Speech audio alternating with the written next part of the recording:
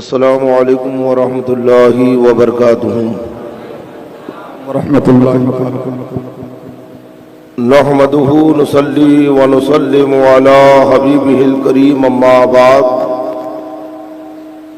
فاعوذ باللہ من الشیطان الرجیم، بسم اللہ الرحمن الرحیم۔ فصل لربک وانحر، صدق اللہ مولانا عظیم وبلغنا رسولہ النبی الکریم،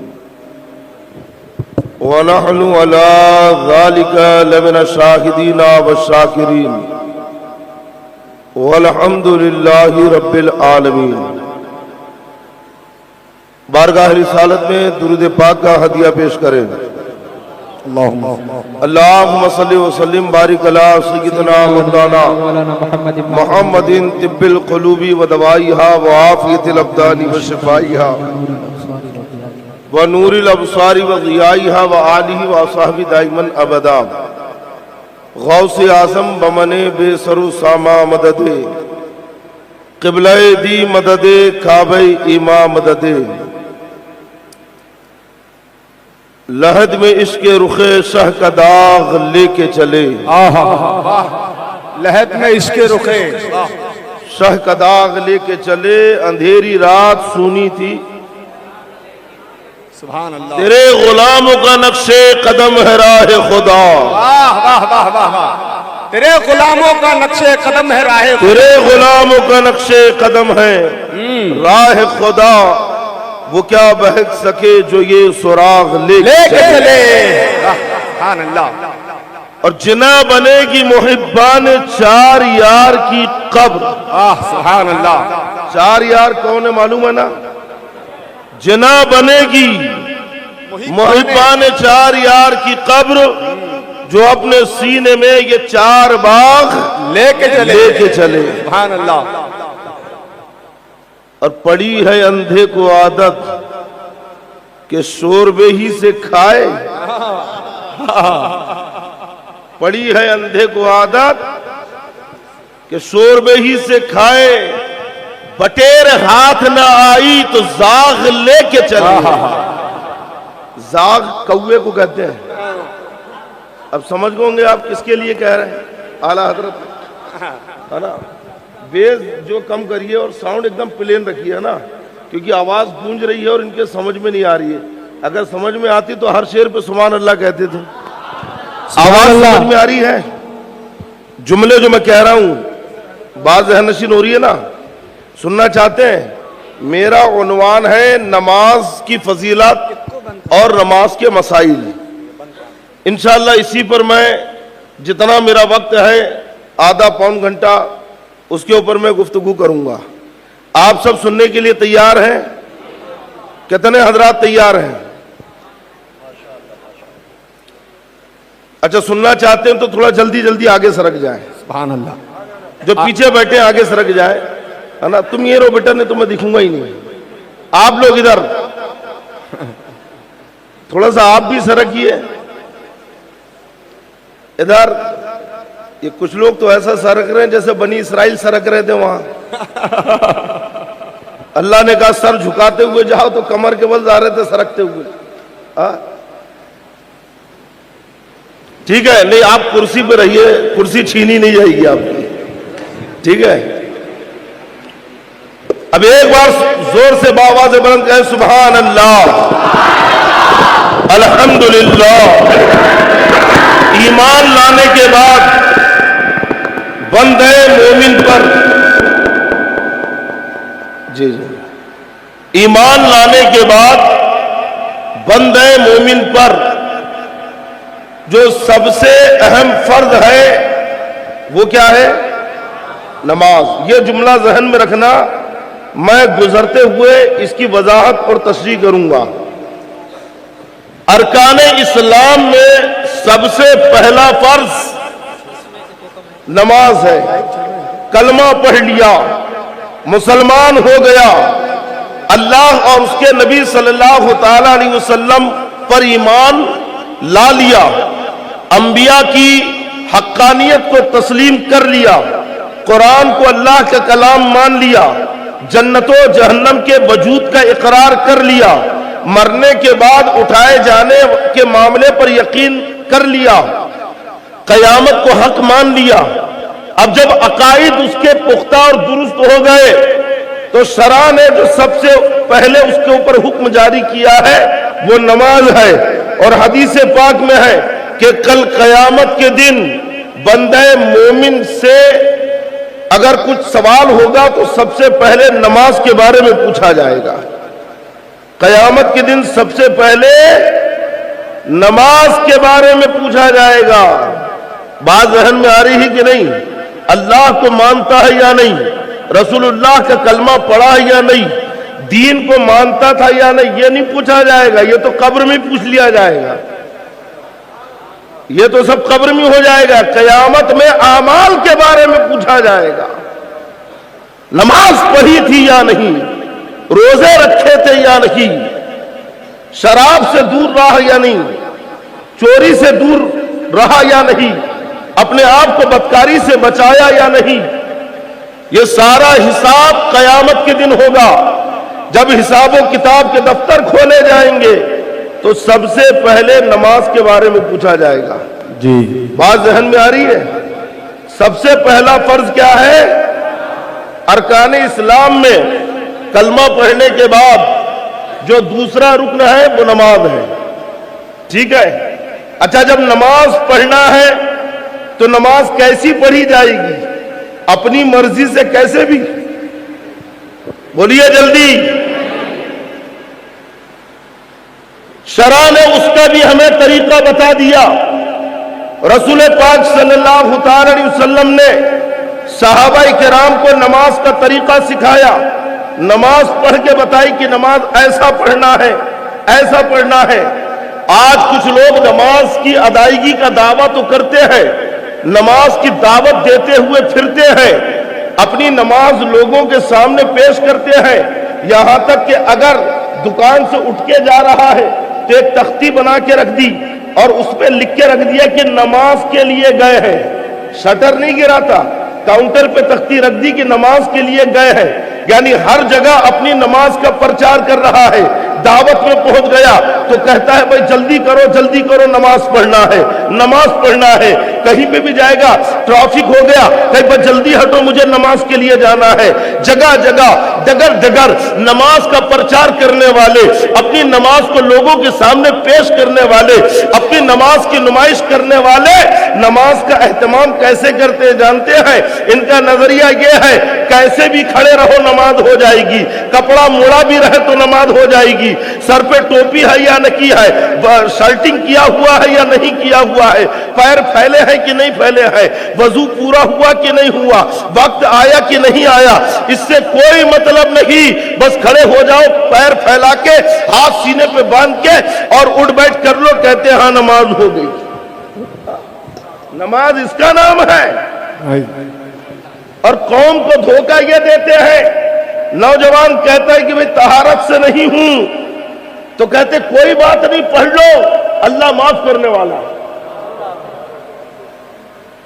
नौजवान कहे कि भाई मुझे भी अच्छे से आता नहीं है, तो जवाब ये होना चाहिए कि चलो हम सिखा देते हैं। जवाब ये देते नहीं, पढ़ लो हो जाएगी, पढ़ते पढ़ते सब आ जाएगा। लेकिन ऐसा नहीं है। नमाज आप अपनी मर्जी से कैसा भी नहीं पढ़ सकते हैं। जैसा शरीयत ने बताया है, जैसा मुस्तफ़ा जाने रहमत सल्लल्लाहु अलैहि वसल्लम ने सिखाया है, आपको नमाज वैसी ही पढ़ना है। रसूल पाक सल्लल्लाहु अलैहि वसल्लम तशरीफ फरमा है। एक सहाबी तशरीफ लाए, गांव के रहने वाले थे, देहात के। नमाज पढ़ने लगे, हुजूर मुलाहिजा कर रहे हैं। जब नमाज पढ़ के आए, हुजूर की दस्तबोसी की, हुजूर की बारगाह में जब बैठे तो हुजूर ने कहा कि इरजी फसल्ली फइन्नका लम तुसल्ली, जाओ नमाज पढ़ो, तुमने नमाज नहीं पढ़ी है। क्या कहा हुजूर ने? ए बेटा सो तो नहीं रहा है, हाँ इधर ध्यान दे। का नमाज पढ़ो, नमाज नहीं पढ़ी है। वो गए और फिर नमाज पढ़ी। हुजूर फिर मुलाहिजा कर रहे हैं, देख रहे हैं। जब वापस आए तो हुजूर ने फिर यही कहा, इरजी फसल्ली, جاؤ لوٹو نماز پڑھو، تم نے نماز نہیں پڑھی، یعنی نماز نہیں ہوئی، یہ مراد ہے۔ پھر گئے اور نماز پڑھی، پھر آقا علیہ الصلوۃ والسلام کی بارگاہ میں آئے، رسول پاک صلی اللہ تعالی وسلم نے پھر کہا کہ جاؤ نماز پڑھو، تمہاری نماز نہیں ہوئی۔ تو حضور کے قدموں کو پکڑ لیا، کہ یا رسول اللہ میں اس سے زیادہ نماز پڑھنا نہیں جانتا، جو میں نے پڑھا ہے آپ نے ملاحظہ کیا مجھے ایسے ہی پڑھنا آتا ہے۔ اب یقیناً یا تو ان کے رکوع میں کمی ہوگی، سجدے میں کمی ہوگی، قیام برابر نہیں ہوگا، نماز کا طریقہ درست نہیں تھا، تبھی تو مصطفیٰ جان رحمت دیکھ کے کہہ رکھے ہیں کہ تمہاری نماز نہیں ہوئی۔ بتاؤ صحابی رسول ہیں، اگر نماز کا معاملہ اتنا ہی آسان ہوتا اور ایک جملہ کہہ کے ٹال دیا جاتا پڑھ لو اللہ معاف کر دے گا، تو وہ صحابی ہے، تو کیا حضور ان کی نماز میں کمی نکالتے؟ حضور بھی کہہ دیتے چلو پڑھ لو اللہ معاف کرے گا، لیکن اللہ کے نبی صلی اللہ تعالی وسلم نے کہا نہیں، نماز دوبارہ پڑھو، کیونکہ نہیں ہوئی۔ پتہ چلا اگر کوئی نماز غلط طریقے سے پڑھے وہ صحابی رسول بھی ہو تو اس کی نماز، ارے بولو جلدی، بنی اسرائیل پہ عذاب نہ آ جائے، اس لیے میں نے اسے اپنی بارگاہ سے نکال دیا۔ تو جبریل امی عرض کرتے ہیں کہ اے موسیٰ کلیم اللہ، رب فرماتا ہے کہ کیا میں اس عورت سے بدتر آدمی نہ بتا دوں، اس عورت سے بھی برا آدمی؟ تو موسیٰ علیہ السلام کو تعجب ہوا، کہتے ہیں کہ جبریل اس عورت سے بدتر کون ہوگا، اس عورت سے برا کون ہوگا کہ جو زنا بھی کر رکھی ہے، قتل بھی کر رہی ہے، دو جرم کی مجرمہ ہے، اتنی بڑی گناہگار ہے، اس عورت سے بدتر کون ہو سکتا ہے؟ تو جبریل عرض کرتے ہیں کہ اے موسیٰ، رب فرماتا ہے کہ اس عورت سے بدتر بے نمازی ہے۔ اللہ اکبر، اللہ، اس عورت سے بدتر اور برا بے نمازی ہے جو جان بوجھ کے نماز نہیں پڑھتا ہے، جو نمازیں ترک کرتا ہے۔ اندازہ لگاؤ مسلمانوں کہ ہم کس منزل پہ کھڑے ہیں اور کس سوچ اور اعتبار سے ہم اپنی کالر کھڑی کرتے ہیں، کتنی وائٹ کالر کا کیوں نہ ہو، اگر وہ نمازیں ترک کرتا ہے تو وہ رب کی بارگاہ میں عزت دار نہیں، ذلیل و خوار ہے۔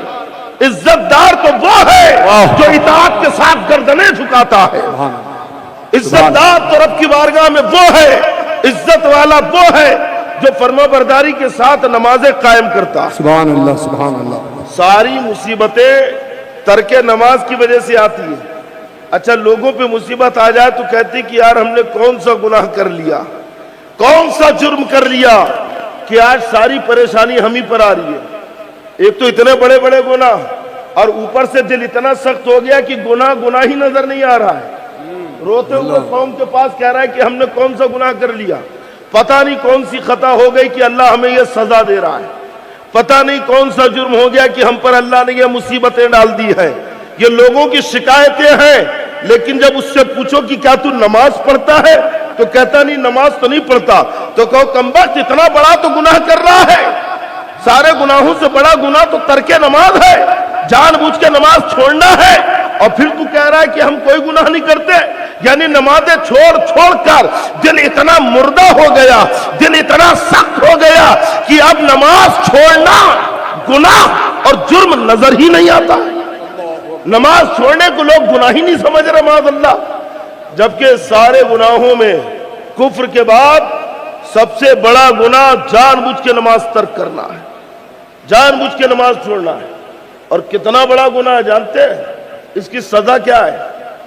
ایک روایت میں تو یہ ہے کہ بے نمازی کو قبر میں جب ڈالا جائے گا ہے نا، اور اس کی آزمائش تو مرتے وقت سے شروع ہو جاتی ہے، کیونکہ بے نمازی جب مرتا ہے نا، ویسے تو آزمائش سب کی ہوتی ہے، اللہ تعالیٰ پیاس مسلط کر دیتا ہے مرنے والے کے اوپر، شیطان پانی کا پیالہ لے کے کھڑا رہتا ہے مرنے والے کے سرانے اور کہتا پانی چاہیے، مرنے والا کہتا ہاں، اور یہ سچویشن اور پوزیشن ایسی ہے کہ اس کی زبان بند کر دی جاتی ہے، سامنے بھائی کھڑا ہے، بیوی کھڑی ہے، بچے کھڑے ہیں، لیکن کسی سے اپنی تکلیف کہہ نہیں سکتا، प्यास से तड़प रहा है लेकिन पानी नहीं मांग सकता, क्योंकि फरिश्तों ने जकड़ दिया है, रूह बस निकलने वाली है। शैतान सर पे खड़ा होता है और कहता है मरने वाले से क्या पानी चाहिए? मरने वाला कहता है कि हाँ प्यास लगी है, पानी पिला दे। तो शैतान कहता है कि ठीक है पानी पिला दूंगा, लेकिन एक शर्त है। का कैसी शर्त है? का मेरी बात मानेगा तो पानी पिला। और एक कौल ये भी आया कि शैतान ये कहता है कि मुझे खुदा कह दे पानी पिला दूंगा। यहां पे कितना सख्त इम्तिहान है। अब यहां पर उसका ईमान दाव पे लगा हुआ है। सैयदना सरकार महबूब इलाही ख्वाजा निजामुद्दीन औलिया रहमतुल्लाह अलैह फरमाते हैं, बद आमाली से ईमान कमजोर हो जाता है और ऐसे कमजोर ईमान को शैतान आसानी से सल्ब कर लेता है, खत्म कर देता है। तो यहां पर नेक आमाल काम आते हैं जो ईमान के इर्द गिर्द ढाल बन के खड़े होते हैं। ईमान को तकवीयत मिलती है, मजबूत अकीदे का है, मजबूत ईमान का है, तो कहता है ला हौला वला कुव्वा, शैतान भाग जाता है। और कमजोर अकीदे ईमान का है तो कहता है कि हाँ तू खुदा है, पानी पिला दे माज़अल्लाह। जैसी कहता तू खुदा है तो वैसी शैतान प्याला पटक के तोड़ देता है और कहा लगा के अपनी जुर्रियत में ऐलान करता है कि आज मैंने जहन्नम के लिए एक साथी तैयार कर लिया। और इधर जैसे वो बंदा इनकार करता है रब की तौहीद का, रूह कब्ज कर ली जाती है। बताओ कितना सख्त इम्तिहान है, खात्मा कितना बुरा हो रहा है। और जो बेनमाजी होता है, सैयदना इमाम गजाली रज़ी अल्लाह तआला अन्हु ने ये रिवायत नकल करके लिखा कि जो बेनमाजी होता है मरते वक्त वो इतना प्यासा कर दिया जाता है कि अगर उसे सातों समंदर भी पिला दिए जाए तो उसकी प्यास नहीं बुझेगी। बेनमाजी के लिए कितनी सख्त आजमाइश है, बोलिए है कि नहीं। और जब मर के कब्र में गया तो अल्लाह उस पर एक ऐसा सांप मुसल्लत करता है, बेनमाजी पर ऐसा अज़दा कि जिसका एक नाखून 70 गज लंबा होता है। अल्लाहु अकबर, अल्लाहु अकबर। बेनमाजी को मारता है तो बेनमाजी जमीन में धंस गया, फिर वो 70 गज धंसता है, उसी नाखून से बाहर निकालता है, फिर मारता है तो फिर निकालता है, फिर मारता है। और अल्लाह जाने अजाब उस पर कब तक होता है, कब तक होगा। सोचिए नमाज तर्क करना। अल्लामा ज़ाहबी रहमतुल्लाह अलैह ने किताबुल कबाइर में एक रिवायत नकल फरमाई, तर्क नमाज के ताल्लुक से आपने वईदे जिक्र किए जो हदीस पाक में कि बेनमाजी के लिए आखिरत में, जहन्नम में और कब्र में क्या क्या सजाएं अल्लाह ने रखी है। तो एक रिवायत ये जिक्र फरमाई कि जहन्नम में एक वादी है जिसे वादी मुलहिम कहते हैं। तवज्जो नहीं है आपकी, गर्दनें नीचे क्यों है? मोबाइल तो नहीं चला रहे हैं? हाँ, जिसका सर नीचे है समझ लो मोबाइल चला रहा है, वो या तो गेम खेल रहा है या किसी को मैसेज कर रहा है। नहीं अभी नहीं मिल सकता, अभी मैं तकरीर में बैठा हूं, अभी बात नहीं कर सकता, अभी तकरीर में बैठा हूं, मौलाना देख रहे हैं कि टोक ना दे। आजकल के नौजवानों का हाल ये, बेटा मुंडी झुका के क्या लिख रहे हो, क्या खेल रहे हो, मोबाइल में क्या देख रहे हो, सब तुम्हारे चेहरे से पता चलता है। ये पेशानी की सिलवटें, ये पेशानी की सिलवटों पे खेलती हुई पसीने की बूंदे, ये धसी हुई आंखें, ये दबे हुए गाल, ये सब बताते हैं कि तुम मोबाइल में क्या देखते हो, मोबाइल में क्या खेलते हो और मोबाइल का इस्तेमाल कैसा करते हो। बात ज़हन में आ रही कि नहीं? इशारों में कह के गुजर रहा हूं, लेकिन जिन लोगों तक पैगाम पहुंचाना था उन तक पैगाम पहुंच रहा है, मेरा पहुंच रहा है ना।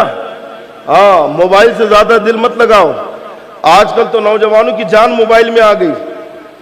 अफसानों में, कहानियों में आपने सुना होगा पहले जमाने में कि जादूगरों की जान तोते में रहती थी, मिट्ठू में। कहानियों में आता था ना, अगर गर्दन मोड़ा मिट्ठू की, तोते की, अफसाना है ये, हकीकत नहीं है, तो जादूगर मर जाता था। आज नौजवान की जान मोबाइल में है, और ऐसी जान कि अगर उसके अब्बा के हाथ मोबाइल लग जाए या किसी घर वाले के हाथ मोबाइल लग गया तो लड़का ऐसा फड़फड़ाता है जैसे मछली को पानी से निकाल दिया गया। पता नहीं क्या मोबाइल के अंदर कैद करके रखा है, और लड़के तो कम, लड़कियां ज्यादा बेचैन हो जाती है, ज्यादा फड़फड़ा रही है, बस उनका मोबाइल किसी और के हाथ में लगने दो। کسی بچی کا موبائل اگر اس کی چھوٹی بہن لے لے غلطی سے تو موبائل تو بعد میں چھینے گی، پہلے ایک تماچا لگائے گی اور کہے گی دوبارہ ہاتھ نہیں لگانا میرے موبائل پہ۔ وہی حال نوجوانوں کا، بولو ہے کہ نہیں ہے؟ بات سچی ہے کہ نہیں تو لاؤ ایک ہاتھ اپنا موبائل تھوڑا دو میرے ہاتھ میں۔ پتہ نہیں کیا قید کر کے رکھا ہے موبائل میں۔ خدا کے لیے نوجوانوں نکلو اس جال سے۔ سو رہا ہے تو موبائل ہاتھ میں، اٹھ رہا ہے تو سب سے پہلے موبائل ہاتھ میں، راستہ چل رہا ہے تو موبائل ہاتھ میں۔ ارے کئی نوجوان لڑکوں کی نوکریاں چھوٹ گئی موبائل کے چکر میں۔ اتنا بھی تم ایڈکٹ مت ہو۔ میں نے تو شرابی کو شراب کے لیے اتنا تڑپتے ہوئے نہیں دیکھا جتنا نوجوان کو دیکھا ہے اگر دھوکے سے کبھی اس کا نیٹ ختم ہو جائے۔ این ٹائم پہ اگر نیٹ ختم ہو گیا تو دیکھو کیسا پھڑپڑاتا ہو، کیسا تڑپتا ہے، کہ شرابی بھی شراب کی بوتل کے لیے ویسا نہیں تڑپتا ہوگا۔ خدا کے لیے غفلت سے باہر نکلو، نمازیں پڑھو، روحانیت پیدا کرو اپنے اندر۔ علامہ ذہبی رحمت اللہ علیہ نے کتاب الکبائر میں حدیث پاک نقل فرمائی ہے کہ جہنم میں ایک وادی ہے جسے وادی ملہم کہتے ہیں۔ کیا کہتے ہیں؟ جلدی بولو۔ وہ وادی ایسی سخت اور خطرناک اور گرم ہے کہ اس وادی کی گرمی سے، اس وادی کی شدت سے جہنم بھی پناہ مانگتی ہے۔ اتنی گرم وادی، اور اس وادی میں سانپ ہی سانپ ہے۔ کتنے سانپ ہے اللہ جانتا ہے، لاکھوں ہیں، کروڑوں ہیں، اربوں ہیں، کتنے سانپ ہے اللہ جانتا اس میں۔ اور ایک ایک سانپ کی لمبائی 1 مہینے کی مسافت، کہ اگر سانپ کو آپ ایسا لمبا بچھا دو اور اس کی دم کی طرف سے چلنا شروع کرو تو اس کے سر تک 1 مہینے میں پہنچو گے۔ اور ہر سانپ کی موٹائی اونٹ کی گردن کی طرح۔ ایسے بڑے بڑے سانپ اس وادی میں ہیں۔ رسول پاک صلی اللہ تعالی وسلم نے فرمایا اللہ تعالیٰ اس وادی میں، وادی ملہم میں انہیں ڈالے گا جو جان بوجھ کر نماز چھوڑتے تھے، جو تاریک نماز تھے۔ یہ وادی اللہ نے بے نمازیوں کے لیے تیار کر رکھی ہے۔ ڈرو نوجوانوں اللہ کے خوف سے۔ نمازوں کو ترک کرنا معمولی گناہ نہیں ہے، بہت سخت گناہ ہے، بہت بڑا عذاب ہے نماز چھوڑنے میں۔ سفر میں ہو، حضر میں ہو، کہیں پہ بھی رہو، نماز کا ضرور خیال رکھو، پابندی کے ساتھ نمازیں ادا کرو، نمازوں سے جی مت چراؤ۔ حضور رحمت عالم صلی اللہ علیہ وسلم نے فرمایا کہ منافق پر عشاء اور فجر کی نماز بھاری پڑتی ہے، یعنی عشاء اور فجر کی نماز سے جی چرانا یہ منافق کی علامت ہے۔ اور یہاں تو پوری نمازوں سے جی چرا رہے ہیں، دعوت دی جا رکھی ہے۔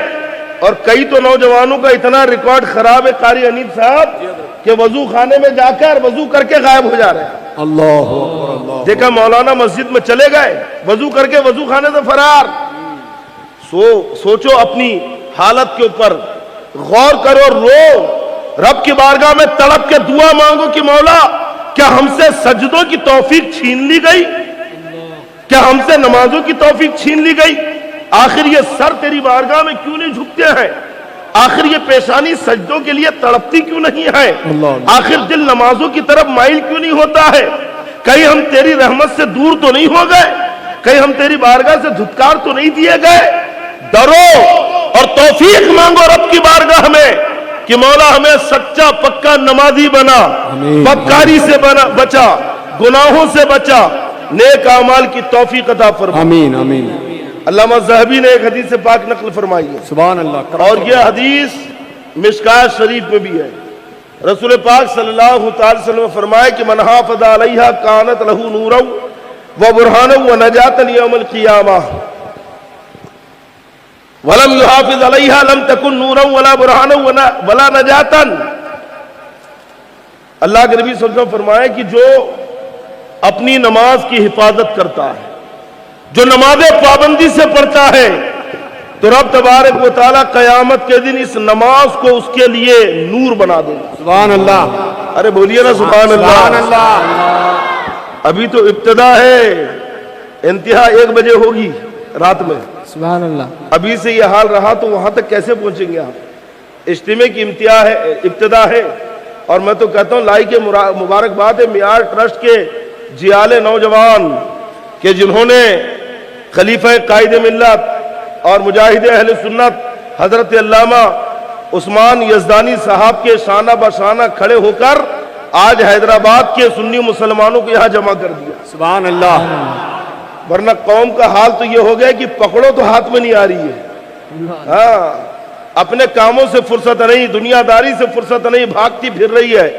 میں تو سمجھتا ہوں کہ مولانا عثمان صاحب نے اپنی محنتوں کے ذریعے ایک کرامت کا مظاہرہ کر کے نوجوانوں کو سنیوں کو آج یہاں جمع کر لیا۔ سبحان اللہ۔ ارے واقعی آج نوجوانوں کو جمع کرنا کسی کرامت سے کم نہیں ہے، بے شک حضرت، واہ، قوم کو اکٹھا کر لینا معمولی بات نہیں ہے یہ، اور پھر آپ کے لیے اتنے بڑے اجتماع کا اہتمام، دینی نشست، تبلیغی مشن، الگ الگ عنوان کے اوپر خطابات، علماء کے خطاب، عقائد کے اوپر، نماز کے اوپر، اصلاح اعمال پر، ہے کہ نہیں؟ یعنی آج ایک ایسا گلشن تیار کیا کہ جس میں جیسے پھول لگے نا الگ الگ رنگ کے، ایسی آپ کو الگ الگ عنوان سے یہاں سے چن کر لے کے جانا۔ سبحان اللہ۔ ابتدا نماز سے ہوئی ہے، ارے بولیے جلدی، اختتام بھی نماز پر ہوگا زندگی کا۔ جب جاگے تب سویرا، اب تک نہیں پڑھتے تھے، آج سے انشاءاللہ نماز سب پڑھیں گے پابندی سے انشاءاللہ۔ جو نمازیں چھوٹی ہیں جیتے جی ان نمازوں کو ادا کریں گے انشاءاللہ۔ سارے نمازوں کی مرنے سے پہلے بھی انشاءاللہ قضا کر لیں گے، اور جب مریں گے دنیا سے جائیں گے تو صاحب ترتیب ہو کر جائیں گے بولیے انشاءاللہ۔ ہم بھی صاحب ترتیب رہیں گے اور اپنے بچوں کو بھی صاحب ترتیب رکھیں گے انشاءاللہ۔ بچہ ابھی نابالغ ہے، اسی وقت سے نماز کی عادت ڈال دو۔ بچہ چھوٹا، اسی وقت سے نماز کی اس کے اندر ہے نا عادت ڈال دو۔ 7 سال کا ہو گیا نماز سکھاؤ، 10 سال کا ہو گیا سختی سے نماز پڑھواؤ۔ نماز کا شوق 10 سال کی عمر سے بچوں کو لگا دو۔ جب بچہ بالغ ہوگا تو اس کی زندگی کا یہ عالم ہوگا کہ ایک بھی نماز اس کی زندگی کی قضا نہیں ہوگی، اور جس کی کوئی نماز قضا نہ ہو وہ صاحب ترتیب۔ ارے 5 نمازوں سے زیادہ کسی کی قضا نہ ہو، صاحب ترتیب وہی ہے نا۔ اب 5 بھی قضا ہے تو حکم یہ ہے کہ جماعت میں بعد میں لگے، پہلے اپنی قضا نماز پڑھے۔ صاحب ترتیب کے لیے حکم ہے یہ، اگرچہ جماعت کھڑی ہے، جماعت بعد میں، پہلے جو نماز قضا ہو گئی فجر کی یا ظہر کی وہ پڑھے، پھر بعد میں جا کے جماعت میں لگے۔ یہ صاحب ترتیب کے لیے حکم ہے، پڑھیں گے پابندی سے انشاءاللہ۔ رسول پاک صلی اللہ تعالی وسلم نے فرمایا کہ جو نماز نہیں پڑھتا ہے، نماز کی حفاظت نہیں کرتا ہے، تو یہ نماز قیامت کے دن نہ اس کے لیے نور ہوگی، نہ برہان ہوگی، نہ دلیل ہوگی، نہ نجات کا ذریعہ ہوگی۔ اور جو نماز پڑھتا ہے پابندی کے ساتھ تو یہ نماز قیامت کے دن اس کے لیے نجات بھی ہوگی، اس کے لیے برہان بھی ہوگی، اس کے لیے نور بھی ہوگی۔ سبحان اللہ، سبحان اللہ۔ ارے قبر کے اندھیرے میں نور چاہتے ہو کہ نہیں؟ بولو یار جلدی، تو کیا سولار پینل لگا دینا؟ ایک لائٹ اندر ڈال دیا، اوپر سے سولار پینل لگا دیا۔ آج کل جیسے فٹ پاتھ پہ لگے رہتے، دیکھا آپ نے؟ نہیں دیکھا؟ لائٹ خود بخود چالو ہو جاتا تو کہا ابا انتقال ہو تو تھوڑا ایک لائٹ چھوڑ دینا، کوئی کام نہیں آئے گا یہ لائٹ۔ اگر قبر میں لائٹ اور روشنی چاہتے ہو تو نمازیں پڑھو۔ نماز کا نور وہ مقدس نور ہے جو آپ کی قبر بھی چمکائے گا اور آپ کی حشر بھی چمکائے گا۔ سبحان اللہ، سبحان اللہ، سبحان اللہ۔ نعرہ تکبیر، نعرہ رسالت۔ اچھا جو نماز نہیں پڑھتا ہے، بے نمازی ہے نا، تو بے نمازی کا انجام کیا ہوگا جانتے ہیں؟ کل قیامت کے دن بے نمازی ہے نا فرعون کے ساتھ، قارون کے ساتھ، حامان کے ساتھ اور ابی ابن خلف کے ساتھ اٹھایا جائے گا۔ سمجھ رہے آپ؟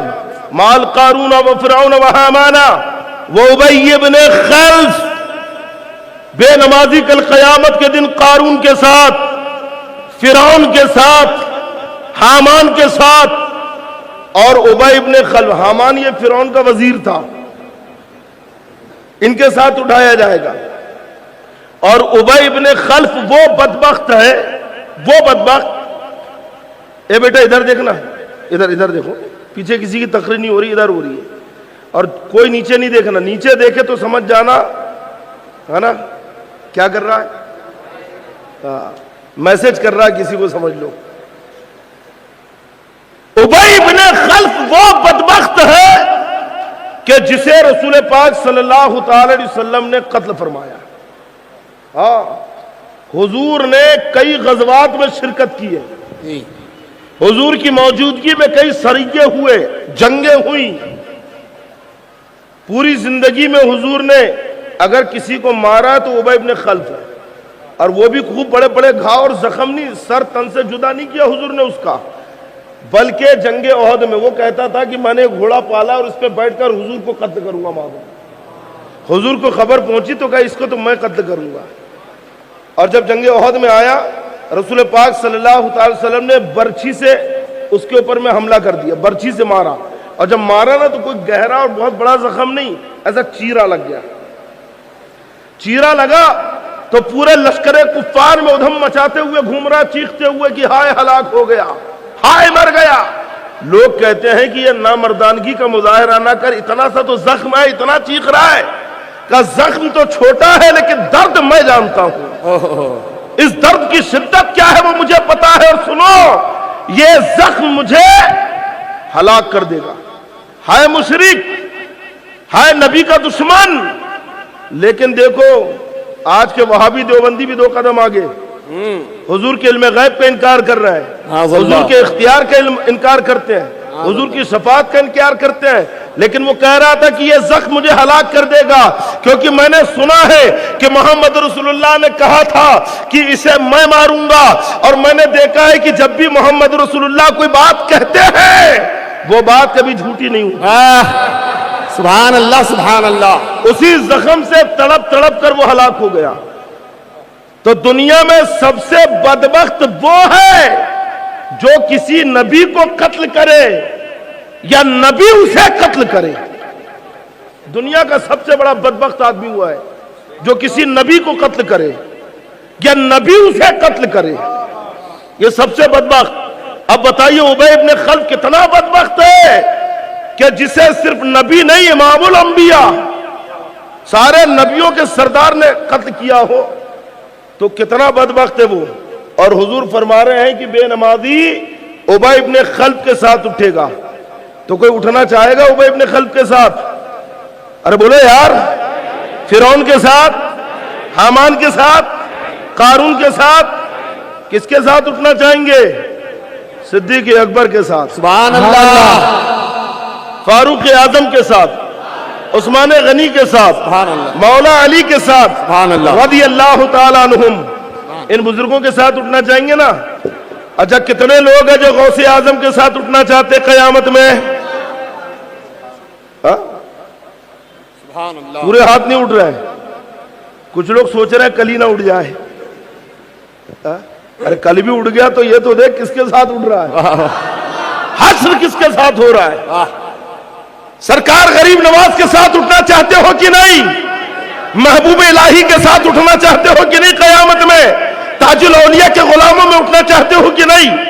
اعلیٰ حضرت کے غلاموں میں اٹھنا چاہتے ہو کہ نہیں؟ تو آج سے نماز کی پابندی شروع کر دو، کیونکہ جو نمازیں پڑھے گا، جو پابندی سے نماز ادا کرے گا، کل قیامت کے دن انشاءاللہ صحابہ کرام کے ساتھ اٹھے گا، اہل بیت اطہار کے ساتھ اٹھے گا، اللہ کے نیک اور محبوب بندوں کے ساتھ اس کا حشر ہوگا. اللہ اللہ اللہ.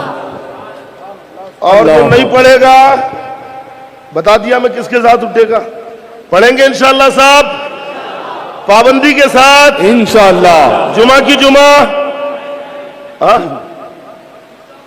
نہیں پڑھیں گے، جمعہ بھی نہیں پڑھیں گے.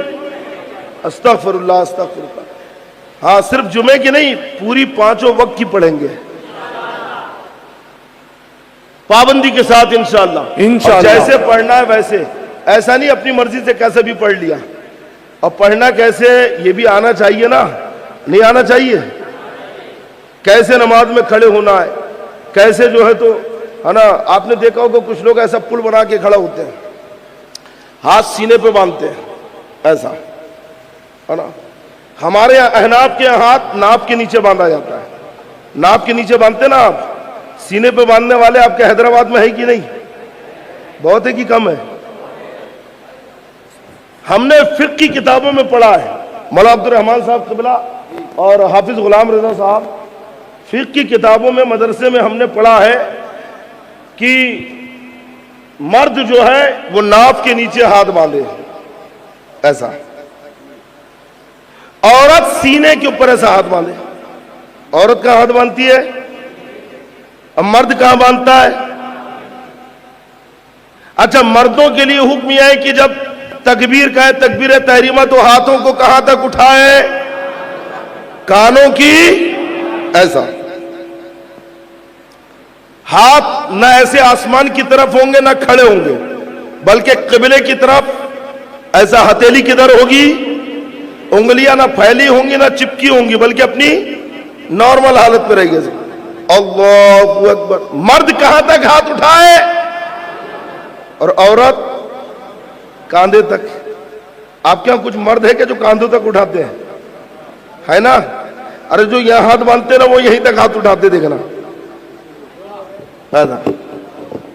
آپ جانتے ہیں فقہ کی کتابوں میں ہم نے پڑھا ایک جملہ دیا گیا ہے، حضرات توجہ چاہتا ہوں، ہے نا؟ ارے ماشاء اللہ سید صاحب، ہے نا؟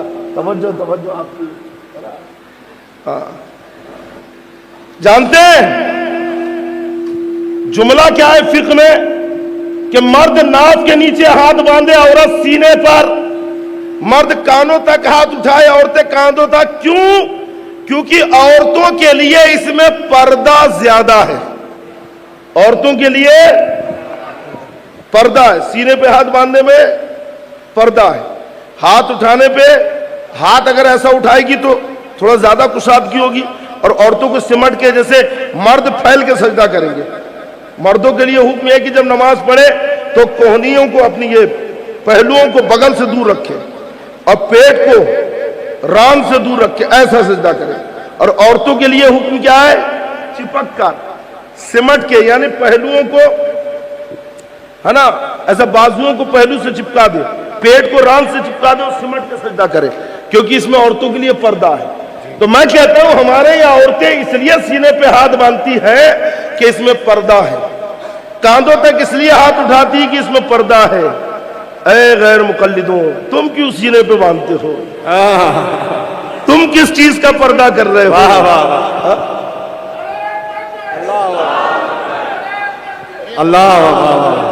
بات ذہن میں آ رہی کہ نہیں؟ سینے پہ باندھنے کے لیے وجہ شرع نے بیان کی ہے، بھئی مرد ناف کے نیچے باندھے گا۔ اچھا، پورے نوجوانوں کو الجھا کے رکھ دیا آج رفع یدین میں، جہاں دیکھو وہاں نوجوانوں کو اور بھیڑا دیا۔ غوث پاک رضی اللہ تعالیٰ نے رفع یدین کرتے تھے، غوث سنیوں کے جذبات سے کھیل رہے ہیں، جانتا سنی غوث پاک کے نام پر بالکل گد گد ہو جاتا ہے۔ غوث پاک رفع یدین کرتے تھے، نیا لایا انہوں نے، تو میں نے کہا غوث پاک رضی اللہ تعالیٰ نیاز لنگر فاتحہ بھی کرتے تھے، حضور کی بارگاہ میں صلاۃ و سلام بھی پڑھتے تھے، ایک ہی چیز مان رہا ہے، 11ویں بھی کرتا ہے، کہا وہ تو نہیں کرتا، رفع یدین تو کرتے تھے، الجھا کے رکھ دیا۔ رفع یدین کو ایسا لازم اور ضروری سمجھ لیا، جبکہ امام شافعی کے یہاں پہ رفع یدین ہے، لیکن وہ بھی لازم اور ضروری نہیں سمجھتے، ان کے یہاں کوئی رفع یدین نہ کرے تو نماز ہو جاتی ہے، لیکن یہ اہل حدیث غیر مقلدین سلفی اتنا زیادہ شدت سے ان مسائل کو نوجوانوں پر تھوپ رہے ہیں، جبکہ ہم احناف کے یہاں رفع یدین، ارے بولو جلدی، نہیں ہے۔ رفع یدین والی حدیثیں منسوخ ہو گئی۔ یہ وہ عمل ہے جو پہلے حضور کے بیہقی میں روایت ہے، حضرت سیدنا عبداللہ ابن زبیر رضی اللہ تعالیٰ عنہ نے ایک شخص کو نماز پڑھتے ہوئے دیکھا، اور دیکھا کہ وہ رفع یدین کر رہا تھا، رکوع میں جاتا تو ہاتھ اٹھاتا، رکوع سے اٹھتا تو ہاتھ اٹھاتا۔ آپ نے کہا نماز سے جب فارغ ہو گیا، کہا کہ اے بندے، یہ وہ عمل ہے جو حضور نے پہلے کیا، اب بعد میں اس سے منع کر دیا۔ موطا امام محمد اٹھا کے دیکھیے، موطا امام مالک اٹھا کر دیکھیے، رفع یدین منسوخ ہو گیا۔ اس تعلق سے کئی حدیثیں موجود ہیں، ابو داؤد شریف میں، نسائی شریف میں، حدیث پاک موجود ہے، حضرت سیدنا عبداللہ ابن مسعود رضی اللہ تعالیٰ عنہ نے صحابہ سے کہا آؤ میں تمہیں وہ نماز سکھاتا ہوں جو حضور پڑھا کرتے تھے۔ ایک روایت میں ہے کہ کیا میں وہ تمہیں نماز نہ بتاؤں جو حضور ادا کرتے تھے؟ صحابہ نے کہا بتائیے۔ تو آپ کھڑے ہوئے اور آپ نے نماز کا پورا طریقہ بتایا، اور اس میں صرف ہاتھ ایک ہی بار اٹھایا، دوبارہ تکبیر تحریمہ میں ہاتھ اٹھایا، دوبارہ ہاتھ۔ تو گویا حضرت عبداللہ ابن مسعود کی روایت سے حضرت عبداللہ ابن عمر کی روایت جس میں آپ رفع یدین کرتے تھے یہ منسوخ ہو گئی، اس لیے کیونکہ حضرت مجاہد رضی اللہ تعالیٰ عنہ جو حضرت ابن عمر کے شاگرد بھی ہیں، آپ کہتے ہیں کہ عبداللہ ابن عمر نماز پڑھتے تھے لیکن آپ نے نماز میں رفع یدین نہیں کیا، رفع یدین نہیں کرتے تھے۔ تو گویا عبداللہ ابن عمر روایت تو کر رہے ہیں رفع یدین والی حدیث، لیکن خود اس پر ان کا عمل نہیں ہے۔ بات ذہن میں آ رہی کہ نہیں؟ تو یہ ایسا الجھانے والوں سے دور رہو، اور نماز پڑھنا نوجوانوں یوٹیوب سے مت سیکھو۔ نماز سیکھنا ہے تو ان علماء کی بارگاہ میں آؤ، یہ آپ کو سکھائیں گے کہ نماز کیسے پڑھتے ہیں، نماز کا صحیح طریقہ کیا ہے، حنفی نماز کیسی ہے، کیونکہ ہم حنفی ہیں، اور جب ہم حنفی مسلک اور مذہب کے ہیں تو ہم دوسروں کی نماز کو کیوں دیکھیں گے؟ ارے بولو یار جلدی، بات سمجھ میں آ رہی کہ نہیں؟ جب حنفی ہے تو نماز بھی حنفی طریقے سے پڑھیں گے۔ تو نماز کے لیے کتنی چیزیں شرط ہیں؟ ختم کرنا ہے کیا؟ چلنے دے، ختم کرنا کہ چلنے دے؟ کتنے شرائط ہیں نماز کے لیے؟ دو تین ہی آواز آ رہی ہے یار، اب آئی تھوڑا ایک دوسرے کی سن کے۔ نماز کے لیے 6 چیزیں شرط ہیں۔ یہ اجتماع ہے، اجتماع، اور اجتماع میں تقریر کم کلاس زیادہ ہوتی ہے۔ تو کوئی برا نہ مانے یار، مولانا بار بار پوچھ رہے تھے، اجتماع کے خطاب اور بیان الگ ہوتے ہیں، تقریری اسٹیج کے بیان الگ ہوتے ہیں۔ جب اجتماع کا نام دے دیا تو اب سیکھ کے جاؤ، اجتماع کا مطلب ہوتا ہے کلاس، سمجھ گئے آپ؟ ٹھیک ہے۔ نماز کے لیے 6 شرائط ہیں۔ پہلی شرط ہے طہارت، یاد کرتے جاؤ، کلاس میں بچے یاد کرتے ہیں کہ نہیں؟ میں کسی سے بھی پوچھ لوں گا ابھی کہ کھڑے ہو کے بتا، ٹھیک ہے؟ اس لیے پورا دھیان ادھر رکھو۔ نماز کے لیے کتنی شرطیں ہیں؟ پہلی شرط ہے طہارت، دوسری شرط ہے استقبال قبلہ، تیسری شرط ہے وقت، چوتھی نیت، ہے نا؟ پہلی شرط طہارت، ہے نا؟ دوسری نیت ہے نا؟ دوسری ستر عورت، دوسری ستر عورت، تیسری نیت، چوتھی وقت، پھر استقبال قبلہ، اور پھر تکبیر تحریمہ، ہے نا؟ ذہن میں آیا؟ نہیں آیا؟ نہیں آئے گا، کیونکہ موبائل تو ہم 5G 6G رکھتے ہیں، لیکن اپنے دماغ کی جو میموری ہے نا یہ 3G 2G ایسی چل رہی ہے، نہیں ہے؟ نوجوانوں کے ذہن بہت کند ہو گئے آج کل، اچھی باتیں یاد نہیں رہتی ہے۔ ایک امام بیچارہ 20 سال سے نماز پڑھ رہا ہے، کیا نام ہے پتہ نہیں، وہ امام صاحب کہتے ہیں، امام صاحب ہیں۔ اچھا کبھی پوچھو یار اس سے پہلے کون امام تھے؟ کہا وہ موٹے والے۔ ان سے پہلے کون تھے؟ وہ کالے والے۔ ان سے پہلے کون تھے؟ وہ ٹھنگنے والے۔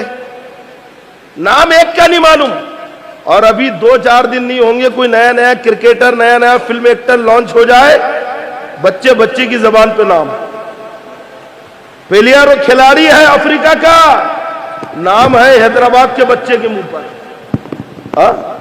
ہو رہا ہے کہ نہیں ہے؟ دین سے دوری کا ہمارا عالم دیکھو۔ نماز کے لیے 6 شرطیں ہیں۔ پہلی شرط طہارت، دوسری ستر عورت، استقبال قبلہ، وقت، نیت، تکبیر۔ طہارت کا مطلب یہ ہے نمازی کے بدن کا، نمازی کے کپڑوں کا، اور جس جگہ نماز پڑھ رہا اس جگہ کا ساری نجاستوں سے پاک ہونا، نجاست غلیظہ سے، خفیفہ سے، مریہ سے، غیر مریہ سے، یعنی جو دکھتی ہے، جو نجاست نہیں دکھتی ہے، ساری نجاستوں سے پاک ہونا۔ یہ بھی ایک مستقل عنوان ہے.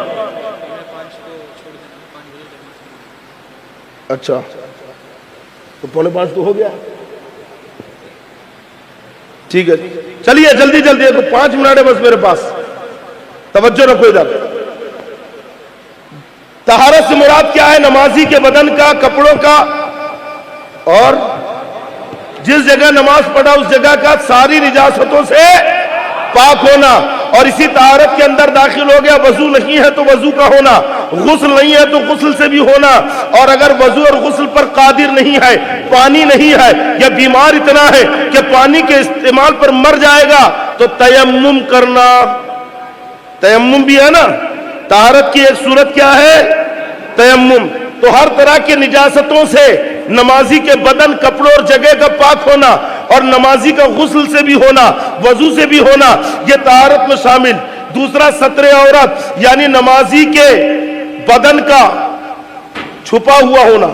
اور مرد کی ستر ناف کے نیچے سے لے کر گھٹنوں کے نیچے تک ہے, تحت السرۃ الی تحت الرکبہ, تحت السرۃ الی تحت الرکبہ, ناف کے نیچے سے گھٹنوں کے نیچے تک. اور عورت کا پورا بدن ہی, ستر کا معنی چھپانا, عورت کا معنی چھپانے کی چیز. تو مرد کی عورت یعنی مرد کی چھپانے کی چیز کہاں تک ہے؟ بولا جلدی یار. ناف کے نیچے سے گھٹنوں کے نیچے تک. کل جا کر سینڈو بنیان پہ نماز مت پڑھ لینا کہ یار اتنا ہی تو چھپانا ہے. سینہ چھپانا بھی لازم. اگر کوئی نماز میں سینہ کھول دے تو اس کی نماز مکروہ تحریمی ہوگی. ٹھیک ہے, نماز میں بدن کا چھپانا ضروری ہے. اور عورت کو عورت کہتی اس لیے ہے کہ اسے پورا اپنے بدن کو چھپانا ہے, اور صرف نماز میں ہی چھپانا ہے, بلکہ عورت کو اپنے وجود کو نماز میں ہے تب بھی چھپانا ہے, گھر سے باہر نکل رکھی ہے تب بھی چھپانا ہے. اسی لیے اسے عورت کہتے ہیں. اتنا باریک دوپٹہ اوڑی کہ بالوں کی سیاہی نظر آ رکھی ہے تو عورت کی نماز نہیں ہوگی. موٹا دوپٹہ اوڑھنا ہے. بہت سی عورتیں دیکھنا ساڑی پہنتی ہے, میں اکثر کہتا ہوں ساڑی پہ بھی نماز نہیں ہوتی, کیونکہ ساڑی میں یہ بازو کھلے رہتے ہیں, پیٹ اور پیٹ کا حصہ کھلا رہتا ہے. حضرت خلیفہ تاج الشریعہ فخر قوم و ملت حضرت اللہ مولانا مفتی فخر الدین صاحب قبلہ مصباحی جامعہ جواری فاطمہ ناگپور کی آمد ہو چکی ہے. نعرہ تکبیر, نعرہ رسالت. مفتی فخر الدین صاحب قبلہ مصباحی, نعرہ تکبیر, نعرہ رسالت.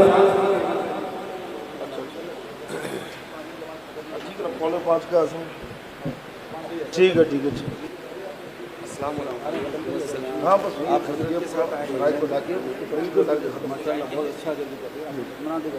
ٹھیک ہے. ابھی انشاءاللہ تو آپ بیٹھ جائیں, کوئی باہر نہ جائے, بیٹھ جائے. پروگرام مسلسل چلے گا اور انشاءاللہ 5 بجے یہاں پہ جماعت کھڑی ہوگی. عصر کی نماز یہیں پہ ادا کی جائے گی, اور پھر نماز کے فوراً بعد خلیفہ تاج الشریعہ فخر قوم ملت حضرت علامہ مولانا مفتی فخر الدین مصباحی صاحب قبلہ کا مدلل اور پرمغز بیان ہوگا. آپ تمامی حضرات کو بیان بھی سننا. ٹھیک ہے ماشاءاللہ. تو طہارت سے مراد کیا ہے سمجھ گئے؟ ستر عورت سے مراد بدن کا چھپانا, مرد کا کتنا عورت کا کتنا ہے, لیکن نماز میں کتنا چھپانا ہے بات ذہن میں آ گئی ہے نا. طہارت ستر عورت, وقت, نماز وقتوں کے ساتھ فرض ہے. اگر وقت گزار کے نماز پڑھے گا تو گناہگار, نماز قضا ہو جائے گی, لیکن پڑھنا تو ضروری ہے, ادا کرنا ہے. وقت گزار کے پڑھے تو گناہگار, اور وقت سے پہلے اگر پڑھ لے تو نماز ہی کتاب موقوتا, نماز وقتوں کے ساتھ اللہ نے متعین کر دیا ہے, باندھ دیا ہے. فجر کی نماز فجر کے وقت میں ہوگی, ظہر کی نماز ظہر کے وقت میں, عصر کی نماز کہیں کہیں جیسے مسلم شریف میں حدیث پاک میں ہے جمع کے تعلق سے, جمع بین الصلاتین, 2 نمازوں کو کیسے جمع کرنا ہے. اس کا غیر مقلدین نے غلط مطلب نکال لیا. وہ کبھی سفر میں رہے, ادھر ادھر رہے تو کیا کرتے ہیں جان دو نا, عصر کی نماز چھوڑ دو, ابھی مغرب میں پڑھ لیں گے, یا مغرب کا چھوڑ دو عشاء میں پڑھ لیں گے, ہے نا. تو مغرب اور عشاء ایک جگہ, یہ حاجیوں کے لیے صرف مزدلفہ میں ہے.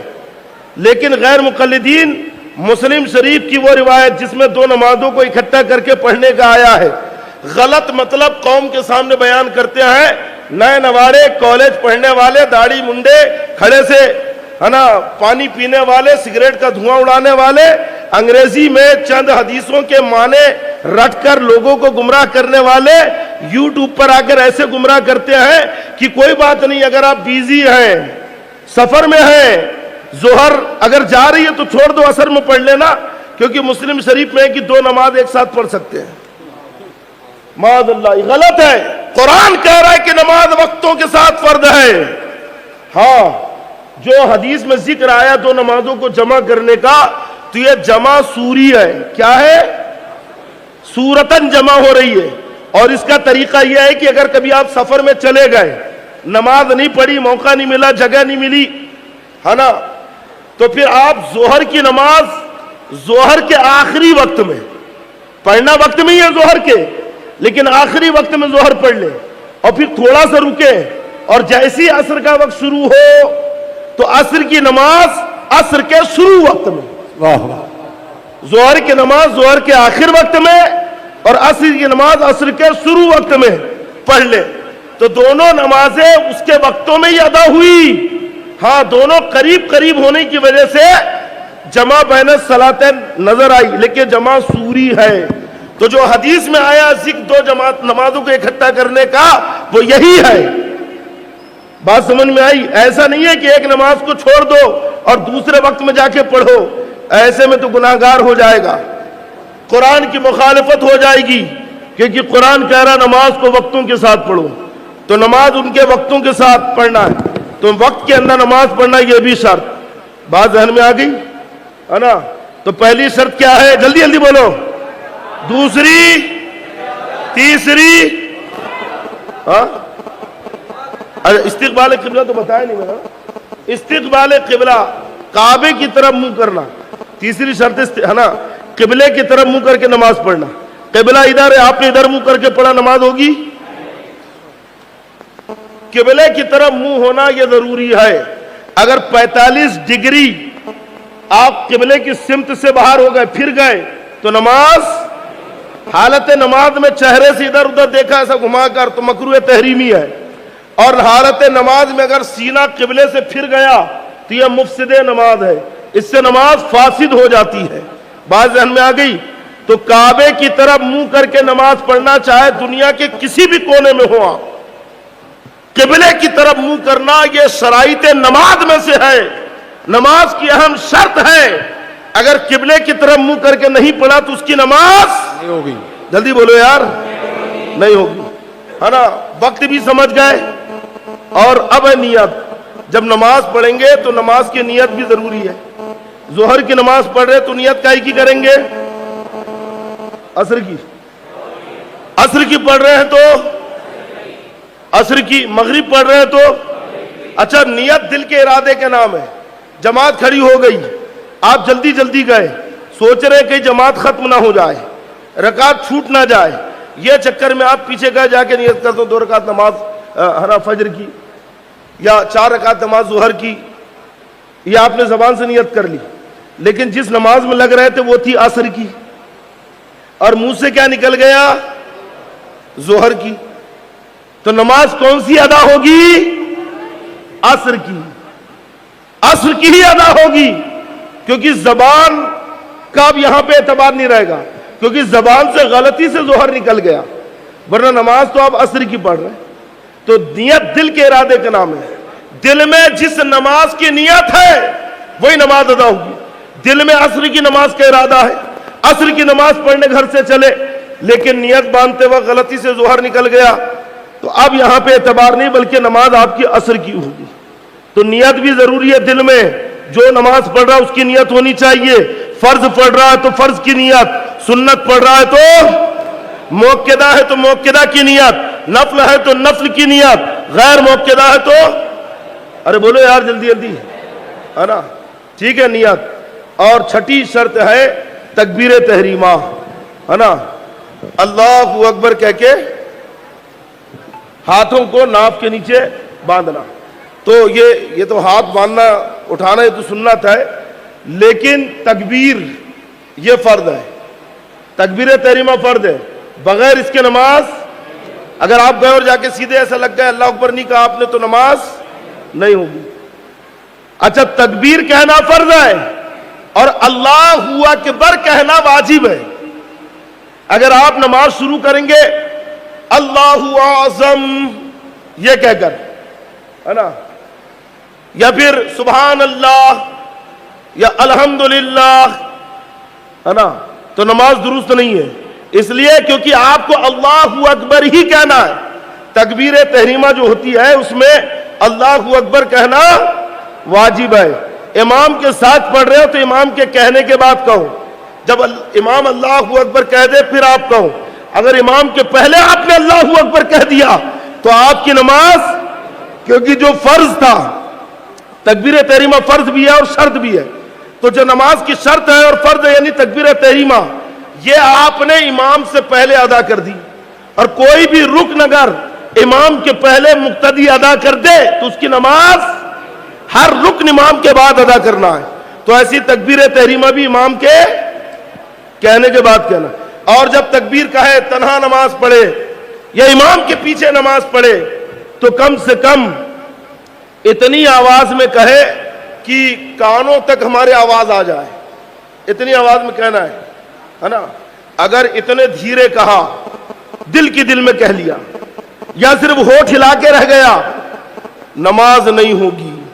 غور سے سن لو، دل کی دل میں اگر اس نے تکبیر کہی یا دل کی دل میں اس نے، ہے نا، قرات کر لی، قرات بھی فرض ہے، نماز کی قرات دل میں ہی کر لی تو نماز، قرات ہو تکبیر تحریمہ ہو، کم سے کم اتنی آواز میں کہنا ہے کہ آپ کے کانوں تک آواز آ جائے۔ اگر کانوں تک آواز نہیں آئے گی تو آپ کی نماز نہیں ہوگی۔ بات سمجھ میں آ گئی؟ اور قرات یہ بہت اہم مسئلہ ہے نماز کے اندر، جیسے دیگر فرائض ہے نا، تکبیر تحریمہ ہے، قرات ہے، رکوع ہے، سجدہ ہے اور قاعدہ ہے اور خروج پہ سنی ہے نا، یہ سب نماز میں فرض ہے۔ 7 فرائض ہے نماز کے اندر، تو قرات اہم فرض ہے۔ اور نماز کے اندر قرات جیسا کی جاتی اس انداز میں کرنا ہے۔ اگر آپ نے قرات غلط کی، لہن جلی کا مظاہرہ کر دیا، الفاظ بدل دیے تو نماز نہیں ہوگی، چاہے وہ اپنے زمانے کا کتنا بڑا عالم کیوں نہ ہو، کتنا بڑا مفتی کیوں نہ ہو، یا وہ رکشہ چلانے والا ہو یا چائے بیچنے والا ہو یا بہت بڑے کالج کا لیکچرار ہو یا پروفیسر ہو یا مزدوری کرتا ہو، کوئی بھی ہو، ہر مسلمان کے اوپر قرات کی ادائیگی کے ساتھ، مخارج کے ساتھ نماز کے اندر قرآن پڑھنا ضروری ہے۔ آج عمریں ہو گئی، داڑیاں سفید ہو گئی، نماز کے لیے آ رہے ہیں، لیکن آج بھی حال ہے جب نماز پڑھتے تو الذی یوسوس فی صدور الناس، لذی بولنا نہیں آیا، الذی جیم نکال رہے ہیں، سبحان ربی العظیم کر رہے ہیں کہ نہیں؟ کم سے کم اتنا قرآن کسی اچھے قاری یا حافظ کے پاس بیٹھ کے سیکھ لو کہ تمہاری نمازیں درست ہو جائیں، چاہے عام آدمی ہو یا اپنے زمانے کا کتنا پڑھا لکھا کیوں نہ ہو، قرآن کو تجوید کے ساتھ نماز میں پڑھنا فرض ہے۔ اگر نہیں پڑھے گا تو اس کی نماز نہیں ہوگی۔ کم سے کم 3 آیتیں، یہ ایک بڑی آیت جس کا نماز میں پڑھنا فرض ہے، اتنی تو تجوید کے ساتھ ہر خاص و عام مسلمان کو، خاص کو تو آتا ہی ہے، عام مسلمانوں کو آنی چاہیے۔ اور میں کہتا ہوں 2-4 سورے کسی اچھے قاری کے پاس بیٹھ کر، حافظ کے پاس بیٹھ کر یاد کرو تجوید کے ساتھ، سمجھے کہ نہیں؟ حروف حلقی کتنے ہیں، کتنے حروف ہیں جو حلق سے ادا ہوتے ہیں، ذال کہاں سے ادا ہوتا ہے، سا کہاں سے ادا ہوتا ہے، سین کا مخرج کہاں ہے، شین کا مخرج کہاں ہے نا، شین کیسے ادا ہوتا ہے، طا کیسے ادا ہوتا ہے، تا کیسے ادا ہوتا ہے، ظا کا مخرج کیا ہے، یہ ہر مسلمان کو سیکھنا ضروری ہے۔ یہ اجتماع اسی لیے رکھا گیا تاکہ یہاں پہ آپ کے عقائد کی بھی اصلاح ہو جائے، اعمال کی بھی اصلاح ہو جائے، نمازیں ترک کرنے پر کیا وعیدیں ہیں یہ بھی بتایا جائے، اور نماز کیسے پڑھنا ہے یہ بھی سکھایا جائے. بات ذہن میں آ رہی کہ نہیں؟ ہاں، بڑا قاف کیسے ادا کرنا ہے، چھوٹا کاف کیسے ادا ہوگا، ہے نا. ہم تو ایسی پہچانتے ہیں بڑی کاف چھوٹی کاف، لیکن قراء حضرات جو ہے نا، یہ ہمارے حفاظ یہ علماء یہ بڑی چھوٹی نہیں کرتے، بلکہ قاف کاف زبان کی جڑ اور تالو کے نرم حصے سے بڑی قاف ادا ہوتی ہے، نقطے والی قاف. قاف ٹھیک ہے. قل اعوذ برب الفلق، فلق. اور زبان کی جڑ اور تالو کے سخت حصے سے چھوٹی کاف ادا ہوتی ہے. سمجھ گئے؟ زبان کی جڑ تالو کے سخت حصے سے. لیکن یہ ایک اجتماع میں آپ کو نہیں سکھایا جا سکتا. لائق مبارکباد ہے معیار ٹرسٹ کے ممبران اور مولانا عثمان یزدانی صاحب، جنہوں نے صرف اجتماع کا اہتمام نہیں کیا بلکہ جگہ جگہ مکتب قائم کر رہے ہیں. سبحان اللہ. مدرسے بچوں کے لیے کھول رہے ہیں جگہ جگہ. سبحان اللہ. نوجوانوں کے لیے بھی اور بزرگوں کے لیے، جو عمر دراز ہو گئے نا، ان کو بھی چاہیے کہ علم سیکھے، انہیں بھی چاہیے کہ مدرسہ پڑھے. تو مولانا عثمان صاحب کا ساتھ دو، معیار ٹرسٹ کے نوجوانوں کے ساتھ جڑو اور اپنے اپنے محلوں میں مدرسے کھولو. کسی کے گھر میں اگر کوئی ہال ہے بڑا تو کہہ دے کہ بھائی ٹھیک ہے 2 گھنٹے کے لیے میں اپنا ہال دیتا ہوں. سبحان اللہ. پڑھائی کا انتظام معیار ٹرسٹ کے ذمہ داروں کے اوپر ہے. سبحان اللہ. تنخواہ وہ دیں گے، مدرس وہ رکھیں گے، آپ کو صرف بچے اور جگہ کا انتظام کرنا ہے. ٹھیک ہے؟ جگہ کا انتظام کریے، بچوں کا انتظام کریے. انشاءاللہ آپ کے بچوں کو یہ قرآن پڑھنا سکھائیں گے، یہ اردو پڑھنا سکھائیں گے. اگر آج آپ کے بچے صحیح سے قرآن پڑھنا سیکھ گئے تو انشاءاللہ ان کی نمازیں درست ہو جائیں گی، کیونکہ کچی زبان ہے، ابھی ادا کرنا سیکھ جائے گا.